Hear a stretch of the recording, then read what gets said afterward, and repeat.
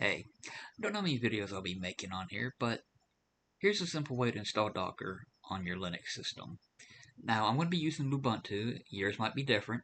Uh, I would suggest looking up the documentation for your system, as the way I do it may not be preferred by others. You open by opening terminal, and then you can run Docker to see if you have some already preset examples or ways to install. We have snap and apt. Now, I don't use Podman, so I'm going to use Docker.io. Docker.io can determine its install version by your distribution, as they're the ones that control it. You can also go to Docker's official site and download their keyring and use their install method. For now, for this demonstration, I'm going to use Docker.io. So sudo apt install docker.io. Now we need to put in our password. Oh, I think I just messed up my password. I did. Son of a gun. Let's try that password again. There we go. Now, depending if you had Docker installed previously or how fast your internet is, it may take a minute to download. So if it does, don't mind my silence. Okay, that was rather quick. So let's see if we have our Docker engine installed. So we'll just run docker ps with sudo. Excellent. We do have Docker. Now, you don't have to do this next step, but I'd say for me, I do like to also do, I wouldn't really call it an add-on, but an extension of Docker by Portainer. So let's go ahead and open our browser.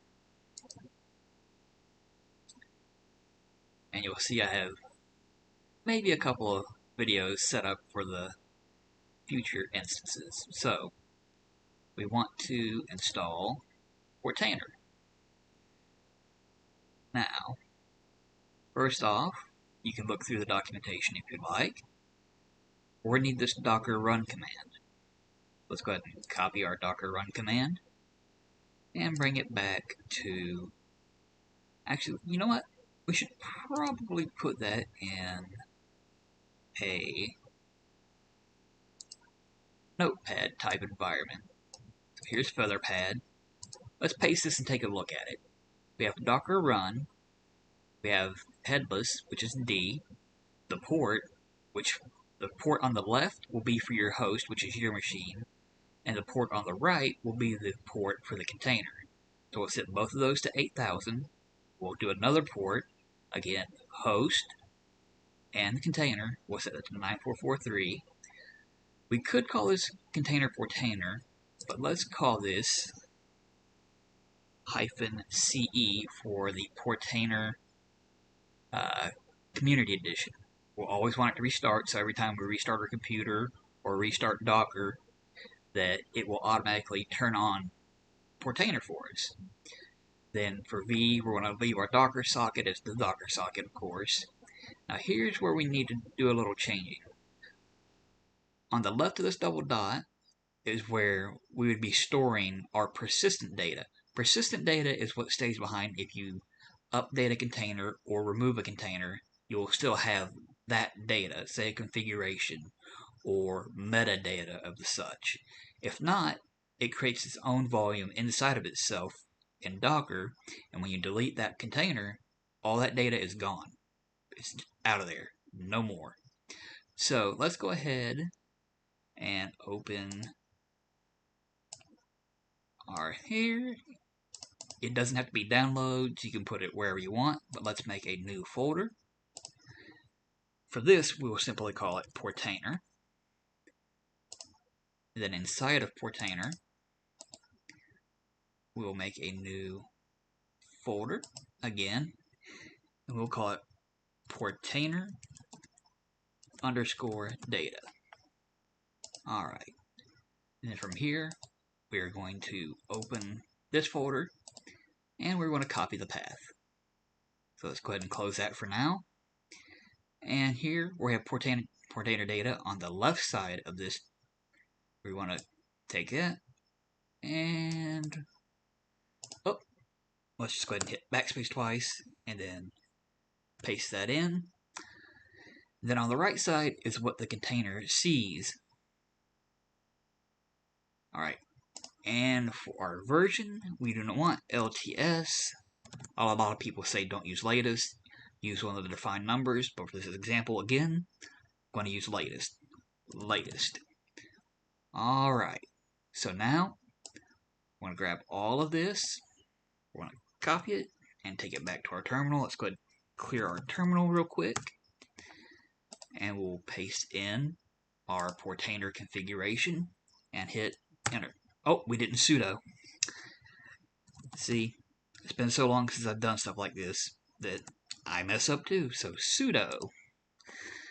And then we'll place our Docker arguments. There we go, it pulled it, and it should have ran it, so let's do sudo docker ps. Looky there, we got Portainer running. Nice. Let's go check our folder and see if our Portainer data is being generated. Go in here, look at that. We got all of our Portainer data in here. So let's close this. Let's go ahead and close our terminal.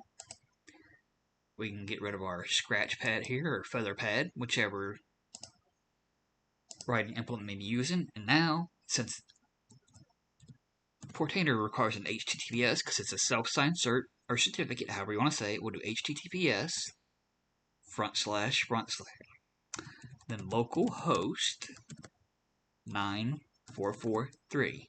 We'll hit enter. Here's your security warning about the self-signed cert. I'm going to go ahead and accept the risk. Here's Portainer.io. We'll make a username. We'll just go ahead and call this one admin for now. And we'll call our password super hard password 1234 and password 1234. Now, password 1234. There we go. I'm going to unclick allow anonymous statistics again just for this, and we're going to create a user. You can save your name and stuff, but I'd suggest not to. And then if you're using it locally like this, go ahead and use get started with the local environment. And when you click into it, you have your stacks, which is Docker Compose, images you currently have, your volumes. So we're not using this for the volume data. We're using our own file, our own persistent data. Now if we come back, you'll have your standard networks, bridge, none, and host. Go back to dashboard again. We can look at images. You can see our current image we're using and when it was created. Go back to dashboard again. You can see the currently running containers. Here's what we named it, Portainer Community Edition, running. You get logs, info, stats, your bash or terminal for execs, and some other information, again, created, your local host IP, your ports for both your host and your container. Sorry, I almost said guest. Host and container again, and owner.